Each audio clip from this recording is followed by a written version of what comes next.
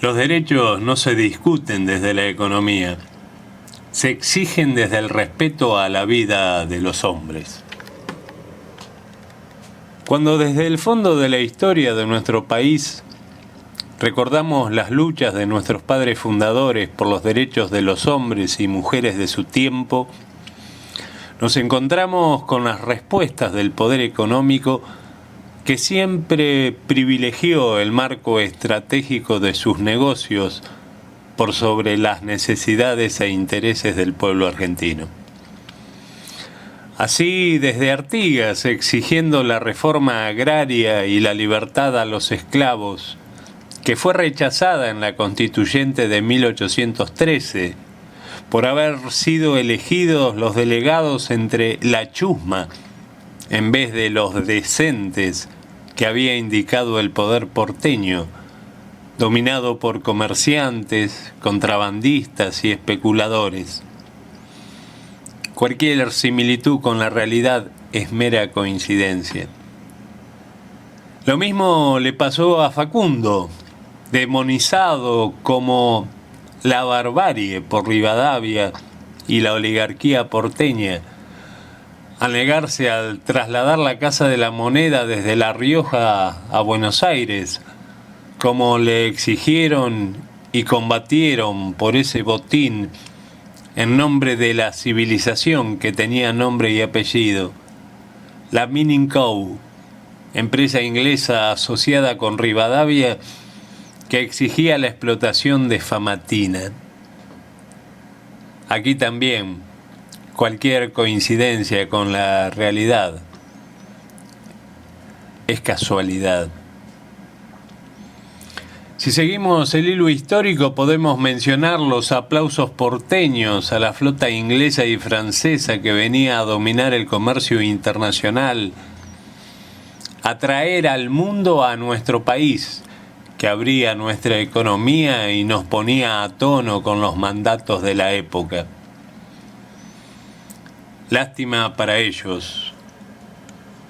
Rosas y Mansilla no pensaban lo mismo y les dieron batalla a lo largo del Paraná, desde Obligado a Quebracho y Tonelero, con 100 escaramuzas más. Otra vez estos xenófobos, decían los diarios ingleses, similar caracterización que le dan al populismo de hoy. Lo intentaron con Irigoyen y con Mosconi, que se opuso a entregar el petróleo apenas descubierto en Comodoro Rivadavia en 1907 a la voracidad imperial. Por el contrario, se volcaron a construir soberanía con la producción de nuestros propios combustibles y a erigir una empresa líder en el mundo como YPF, que desarrolló a lo largo de años la Patagonia con esfuerzo nacional, dando respuestas a las necesidades del pueblo.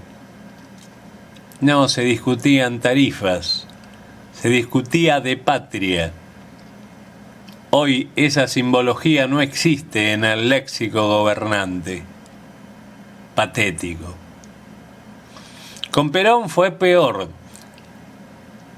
Desde que se opuso a las nuevas herramientas inventadas por el capitalismo liberal, como los acuerdos de Bretton Woods, o sea, el Fondo Monetario Internacional, al cual el peronismo se negó a integrar, siendo una de las causas del golpe anglo-norteamericano de 1955, que en forma veloz integró dicha institución de la mano de Presbich, derogando por decreto la Constitución de 1949, que establecía la propiedad inalienable de los recursos naturales, como así los derechos sociales y humanos básicos del pueblo.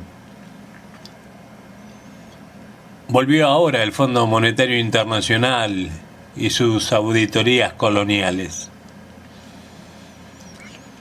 No pasaron muchos años desde esos acontecimientos para que primero Frondizi, luego Onganía, siguiendo con Videla y compañía, que los recursos del Estado fueron volados en nombre de la lógica políticamente correcta para entregarlos a las empresas multinacionales, pero lesivas para el hombre argentino, porque debíamos acceder a las inversiones de capitales a los cuales les ofrecíamos todo tipo de garantías que no se daban a nuestras empresas nacionales.